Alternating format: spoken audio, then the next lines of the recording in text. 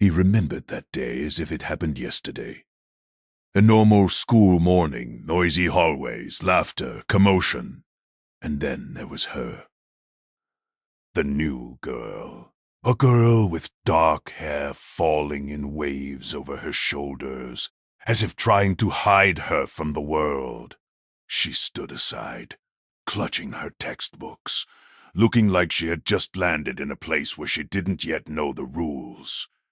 He was 16, the age when feelings are born faster than you understand them. He saw her and felt something sharp and warm inside, something he couldn't explain, an explosion of quiet within him, a moment that silently changes the direction of an entire life. Back then, he didn't understand that. Her name was Alice. She got a seat in his class. She sat by the window, and he sat 2 rows behind. During lessons, he found himself watching her profile more than looking at his textbook. His classmates teased him, nudged him with their elbows, but he didn't even try to pretend he didn't care. He didn't care what they thought. She spoke little, but when she did, her voice was soft, warm, almost comforting. He listened to her, even when her words had nothing to do with him. And the more he looked at her, the stronger the desire grew to be part of her world. Their first conversation was nothing more than, "Can I copy your answer?" during a test. She smiled apologetically. He nodded, and that simple yes echoed in him far more strongly than anything else that day. After class, she thanked him, and somehow that moment carved itself into his memory as something almost magical. They started greeting each other, then exchanging short phrases, sometimes walking down the same hallway. Once, he was carrying a heavy box from the computer lab, and she offered to help. They almost dropped it and burst into laughter. That was the moment he realized he was in love, deeply, irreversibly. Alice always seemed a bit sad, as if her thoughts were far away, in some place she didn't want to describe. He wanted to know that place, even just a little part of it. But he was afraid that she would pull away if he tried too hard. Months passed. Winter gave way to spring. They sat outside on the schoolyard after classes. She was reading a book. He pretended to listen to music, though in truth he was listening to every breath she made. Suddenly she said, "You know, it's hard for me here. I miss my old city. You can tell me about it," he answered softly, "if you want." She looked at him, for the first time in a long while, directly, without hesitation. "Thank you," she said. And that thank you wasn't about a box from the computer lab. She told him about her old town, about her friends, about the smell of the sea she couldn't get used to living without. He listened, feeling an invisible thread of trust stretch between them, and things could have continued. They could have grown closer. One day he might have confessed. Maybe she would have even returned his feelings. But life doesn't always give you time. At the beginning of summer, she didn't come to school. Then another day, and another. He grew worried, asking classmates, teachers, until finally he heard, "Her family is moving. Her father got a job abroad. They're already preparing to leave." Those words cut him open inside. Alice didn't even know that he lived with thoughts of her, that she was his first story, the one he desperately wanted to continue. He wanted to say goodbye, to make sure she left, knowing how much she meant to him, but he never got the chance. The next day, she was already gone. The school hallways became empty, cold. The desk by the window, the one where she always checked whether she had a pen, stood barren. Her laughter, which had echoed nearby not long ago, vanished. and so did the quiet presence that had filled his days. Only one thing wasn't empty. His heart, still overflowing with feelings that never found their way to the person they belonged to. The years after Alice's disappearance didn't come suddenly. They arrived quietly, like dusk slipping into night, unnoticed until everything around him had changed. At first, he kept expecting to see her again. He walked the school corridors, glancing at the door, half hoping she would walk in with that shy smile, apologizing for her absence. For weeks after she left, he carried the thought that maybe her family would change their decision. Maybe the move would fall through. Maybe life would return her to him, the way a wave returns a shell to the shore. But reality was not kind. Summer came, and she didn't. He finished school without ever hearing from her. Sometimes he searched for her online, typing her name into social networks, scrolling through profiles with similar faces, trying to catch a glimpse of a girl with dark hair and a quiet smile. But nothing matched. She had vanished from the world. He knew as easy as she had vanished from the school hallway. He went to university in another city. New people, new buildings, new streets. Everything seemed unfamiliar, but in a way that made forgetting easier. At least he hoped so. Yet even in lecture halls filled with noise, even in crowded parties where music thumped through the walls, he sometimes caught himself seeing her silhouette in strangers. He wasn't obsessed. Not exactly.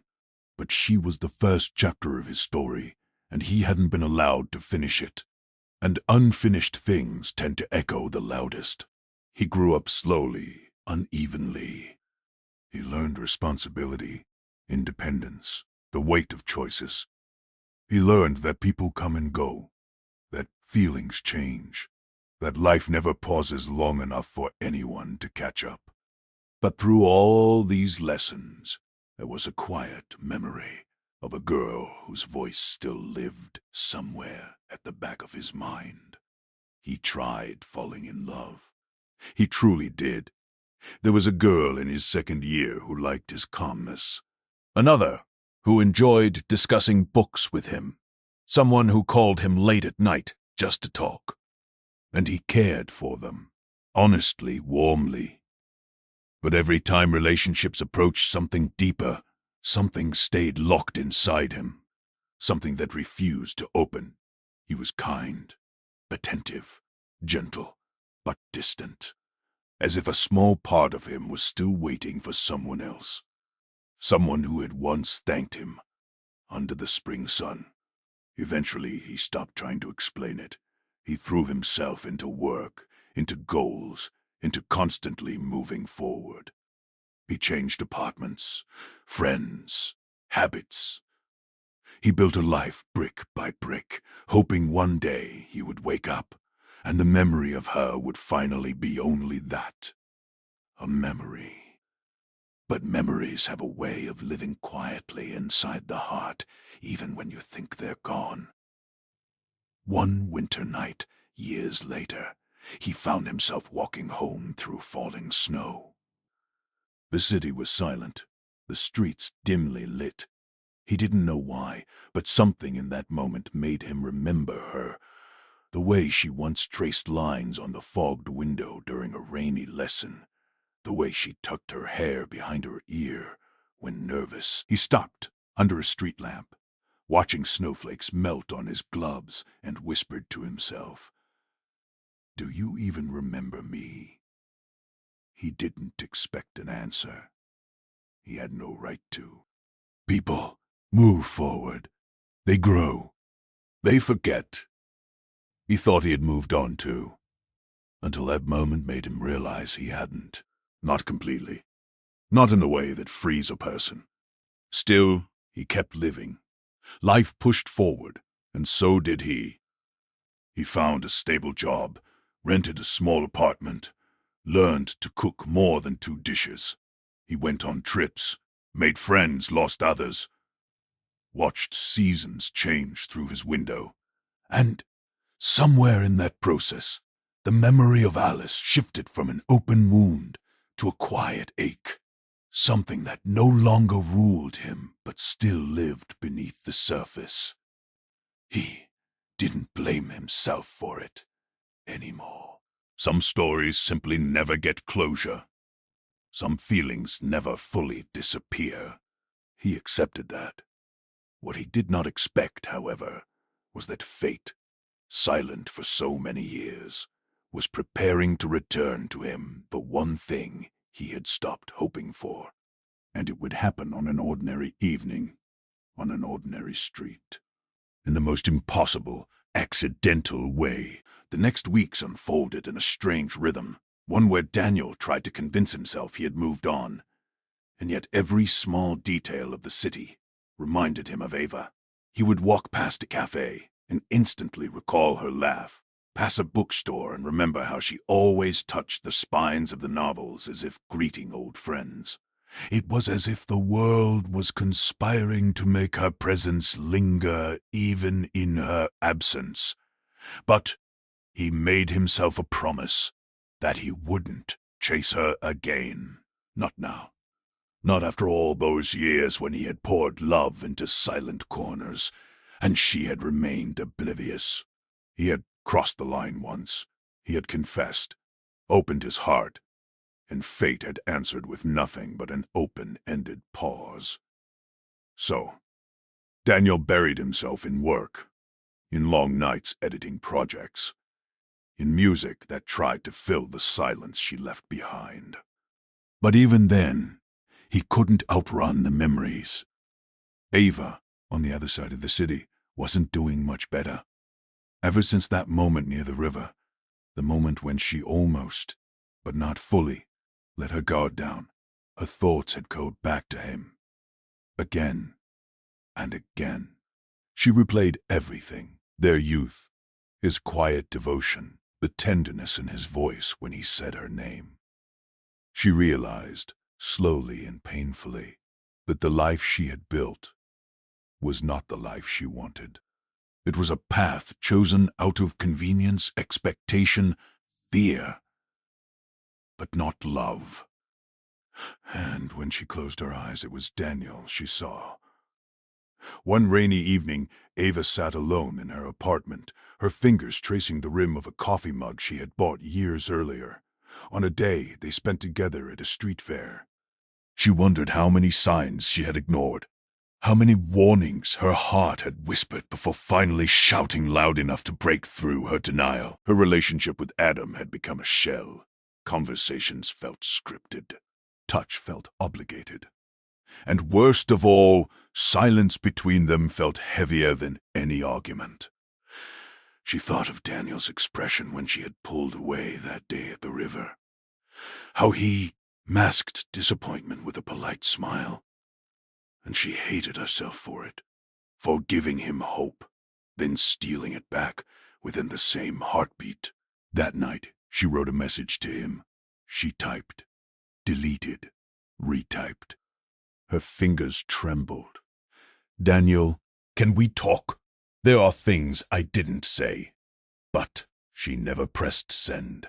Instead, she saved the message in drafts, terrified of opening a door she wasn't ready to walk through, terrified that maybe he had truly let her go. Meanwhile, life kept weaving their paths closer. One Saturday morning, Daniel attended a photo exhibition in a small gallery downtown. He wasn't expecting anything special. He just needed a distraction. But as he walked through the minimalist hall, admiring images of cityscapes at dusk, he stopped suddenly. There, hanging on the wall, was a picture he recognized instantly. A snapshot of the old riverside path, the same bench where they once sat for hours, the same place where he confessed the truth that had lived in his heart for half a lifetime, and at the bottom corner of the frame, the small printed credit, Ava L. He stared at it for a long time, not because of the photography, though it was beautiful, but because the photograph captured something she had always hidden. emotion, nostalgia, longing. This was a picture of memory, of something unfinished. As he stood there, another visitor approached from behind. When he turned, his breath caught. It was Ava, not planned, not orchestrated, just fate. Her eyes widened, then softened, as if she had been carrying a weight that finally loosened at the sight of him. "Daniel," she whispered, almost afraid the moment wasn't real. "Ava," he breathed. For a moment neither spoke. The quiet between them felt nothing like before, no longer heavy, but fragile, trembling with possibility. She gestured to the photograph. "I didn't think you'd ever see that." He swallowed. "It's beautiful. You always had talent." "That's not why I took it," she said gently. Daniel held her gaze. "Then why?" Ava hesitated. Her voice was small, vulnerable, almost a confession in itself. "Because it was the last place where I felt something real." His heart thudded. "Ava." She took a shaky breath. "I think I made mistakes. Big ones. And I don't know how to fix them yet. But—" Daniel closed his eyes for a moment, trying to steady himself. Hearing this from her now felt like reopening old wounds and being handed the cure at the same time. "Ava, this isn't something we can rush," he said softly. "You're still figuring things out." "I know," she whispered, "but I don't want to hide anymore." He didn't move closer. He didn't touch her, but something shifted in the air. Something fragile but alive. The gallery lights reflected in her eyes, and for the first time he saw what he had waited years to see. Recognition. Awareness. A spark she had never allowed herself to feel. A certainty washed over him, not of the future, but of this one truth. This time, she would have to choose. And maybe, just maybe, she finally would. In the days after their unexpected meeting at the gallery, Daniel found himself walking through life with a quiet, cautious hope. Nothing had changed, and yet everything had. Ava's words, hesitant, trembling, honest, echoed in his mind. She had finally admitted feeling something, even if she didn't yet understand the full depth of it. But hope was a fragile thing, and Daniel had learned long ago not to trust it blindly. He didn't reach out to her, didn't text, didn't call. Not because he didn't want to, but because he knew she needed space, clarity, and the courage to face the life she had built without him. Ava, meanwhile, carried the weight of that meeting like a warm stone in her pocket, comforting and terrifying all at once. The photograph of the riverside, the truth she had confessed, the look in Daniel's eyes. It all kept replaying in her thoughts, invading her sleep, filling the empty spaces of her days. At work, she stared blankly at her computer, unable to focus. Adam noticed. "Everything okay?" he asked one evening, his voice calm but distant. Ava opened her mouth to lie, to give the usual soft reassurance, but the words dissolved before they reached her lips. She looked at him across the dinner table, his face familiar, yet somehow foreign. Once, she believed they would grow into a solid partnership. Now, every moment with him made the truth sharper, more undeniable. She was living beside him, not with him. "I don't know," she finally said. "I just don't feel like myself lately." Adam nodded slowly, but she could tell he felt the shift. The silence between them had gone from uncomfortable to suffocating. He reached for her hand, but she pulled it away without meaning to. Something inside her had already turned toward Daniel, even if she hadn't fully acknowledged it. That night, unable to sleep, Ava stood by the window watching the city lights blur through the fogged glass. Daniel's face kept appearing in her mind. His patience, his quiet strength, the way he had always looked at her like she mattered. She whispered into the night, a confession spoken to no one. I should have chosen you. The next afternoon, she finally opened her drafts folder, where the unsent message to him waited like a secret. Daniel, can we talk? This time, she pressed send. Daniel saw the notification flash on his screen while he was sitting in a cafe. His chest tightened. Fear, hope, confusion, all colliding at once. He stared at the message for nearly a minute before replying. Of course. When and where? Ava suggested the same riverside path where they'd last spoken honestly. It felt right. Or maybe fate had chosen it for them. When they met, the evening sun was resting low, turning the water gold. Daniel arrived first and stood by the railing, hands in his pockets, trying to steady his breath. When Ava finally approached, her steps were shy, almost hesitant. Hi, she said softly. Hi. They walked quietly at first, the sound of the river filling the spaces their words couldn't yet cross. When they reached the old bench, the one from the photograph, they both instinctively stopped. Ava took a slow breath. I've been thinking a lot, she began. I figured, Daniel said gently. You don't have to rush this. That's the thing, she said, turning toward him. I've spent years rushing into the wrong things and avoiding the right ones. He looked at her, searching her eyes. Ava. She shook her head lightly. Just let me say this. Please. He fell silent. Ava's voice trembled as she continued. I didn't realize what you meant to me. Or maybe I did, but I wasn't brave enough to face it.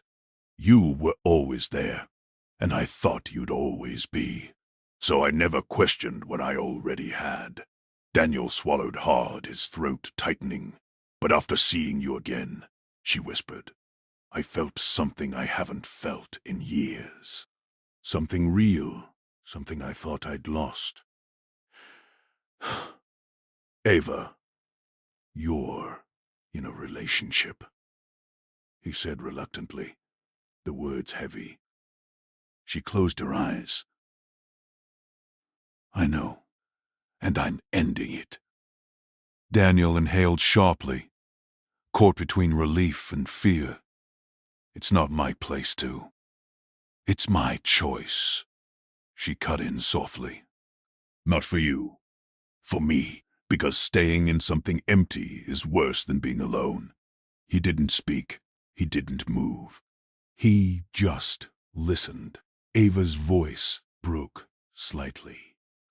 And because, when I looked at you at the gallery, I realized I missed something I never truly had. And that terrified me more than anything. Daniel felt the world tilt, just slightly, as if the universe itself was exhaling. Ava, he whispered, I don't want to hurt you, or be something you run to because you're unhappy. She stepped closer, only a breath's distance now. I'm running toward something, she said. Not away. The air grew still. The river flowed quietly behind them. The moment stretched thin with anticipation. Daniel lifted his hand but stopped just before touching her cheek. Ava, if we do this, it has to be real. It is, she breathed. He searched her eyes, looking for doubt. He found none. Slowly, gently, as if touching something fragile, she placed her hand over his.